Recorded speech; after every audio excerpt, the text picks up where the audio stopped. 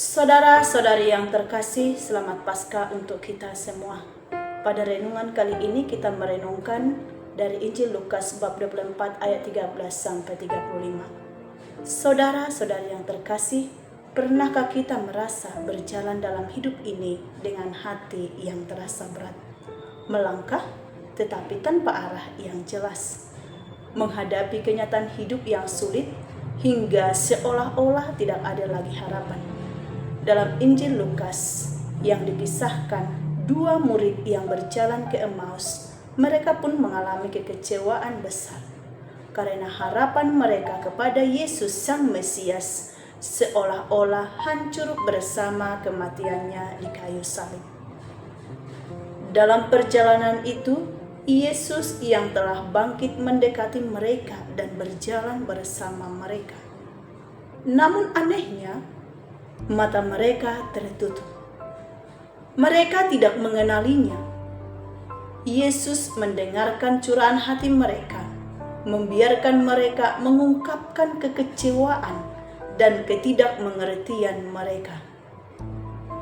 Kemudian, Yesus mulai membuka pikiran mereka, menjelaskan kitab suci dan rencana keselamatan Allah.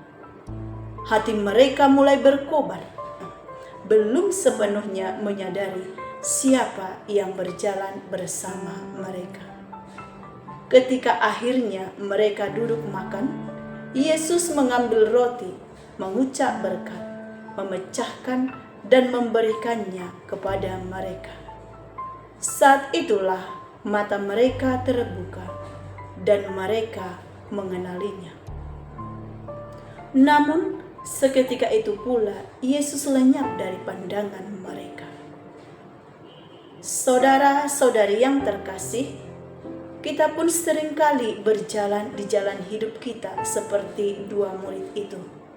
Mungkin saja kita mengalami kekecewaan dalam impian yang gagal. Kita merasakan kesepian di tengah dunia yang serba cepat dan sibuk. Kita melihat ketidakadilan, terjadi kekerasan, dan terjadi kerusakan di sekitar kita dan bertanya, di manakah Tuhan? Kita berjuang, tetapi seringkali tidak menyadari bahwa Tuhan sebenarnya sedang berjalan bersama kita, menemani kita dalam setiap langkah, dalam kesederhanaan yang tidak selalu mudah kita kenali. Melalui kisah pengalaman para murid dan juga pengalaman kita masing-masing, gereja mengajarkan bahwa kita dapat mengenali Kristus yang bangkit dalam dua cara utama. Yang pertama, dalam sabda. Yesus menjelaskan kitab suci. Hati para murid mulai berkobar. Sabda Tuhan bukan sekedar kisah masa lalu. Setiap kali kita membuka kitab suci dan membiarkannya berbicara kepada kita, kita mengalami perjumpaan nyata dengan Kristus yang hidup. Dan yang kedua, dalam pemecahan roti atau Ekaristi. Saat Yesus memecahkan roti, mata mereka terbuka. Dalam Ekaristi, Kristus hadir secara nyata, tubuh, darah, jiwa, dan kealahannya. Melalui Ekaristi, kita tidak hanya mengenang peristiwa 2000 tahun lalu, tetapi sungguh menerima Kristus yang hidup, menguatkan kita untuk perjalanan hidup ini. Itulah sebabnya dalam setiap perayaan Ekaristi, kita pertama-tama mendengarkan sabda, lalu mengambil bagian dalam Ekaristi. Sabda membakar hati kita dan Ekaristi membuka mata kita.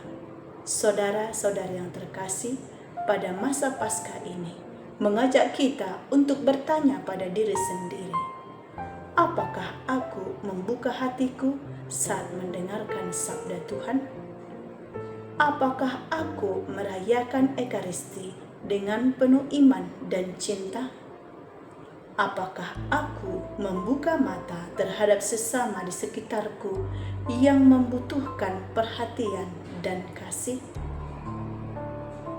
Saudara-saudara yang terkasih, Kristus ingin hati kita tidak sekedar hangat sesaat, tetapi sungguh menyala, membawa terang bagi dunia yang seringkali dibekukan oleh ketidakpedulian.